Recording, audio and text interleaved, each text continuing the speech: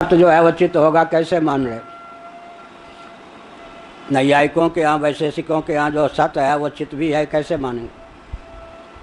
ये कोई नियम नहीं है जो सत्य हो वो चित्त हो ही, क्योंकि हमारे पास देखिए असतो माँ सदगमय, यही श्रुति मान रही क्या? तमसो माँ ज्योतिर्गमय मृत्योर माँ अमृतम गमय है। तो व्यावर्त्य कौन हो गए? असतो माँ सदगमय असत, तमसो माँ ज्योतिर्गमय तमस अज्ञान, और मृत्यु, मृत्यु माने दुख, मृत्यु और माँ अमृतम गमय, उधर कौन हुआ?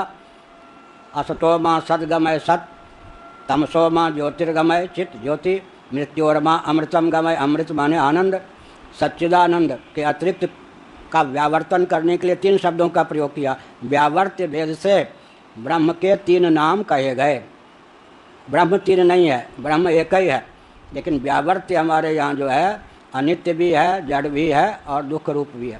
अब हम वेदांती कहेंगे अपनी विधा से जो अनित्य होता है वो अचित अवश्य होता है, और जो अनित्य और अचित होता है वो आत्मा नहीं होता है, और जो आत्मा नहीं होता है वो पर प्रेमास्पद नहीं होता है, जो पर प्रेमास्पद नहीं होता है वो परमानंद स्वरूप नहीं होता है, अतएव दुख होता है।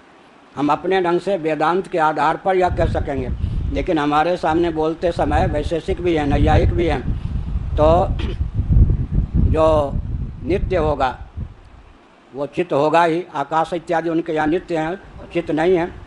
आत्मा भी उनके यहाँ चिद रूप नहीं है, उनके यहाँ तो सत्ता सामान्य के योग से सत्य है, ज्ञान नामक गुण के योग से चित्त है, स्वतः चित्त नहीं है।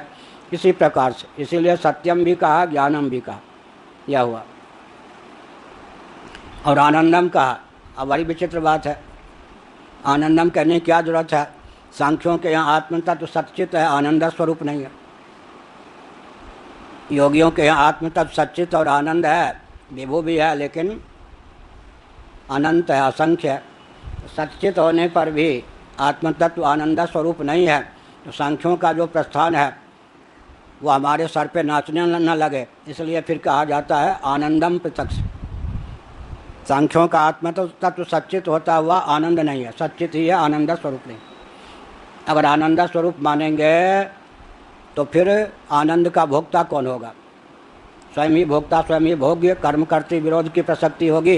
इसलिए सांख्यवादी आत्मा को सच्चित मानते हैं, आनंद स्वरूप नहीं मानते। आनंद तब, आनंद का आस्वादन कौन करेगा? आनंद भोग्य कब होगा? जब आत्मा आनंद स्वरूप नहीं है तब।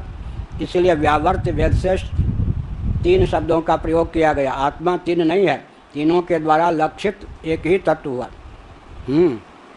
इतना अपनी ओर से कहा।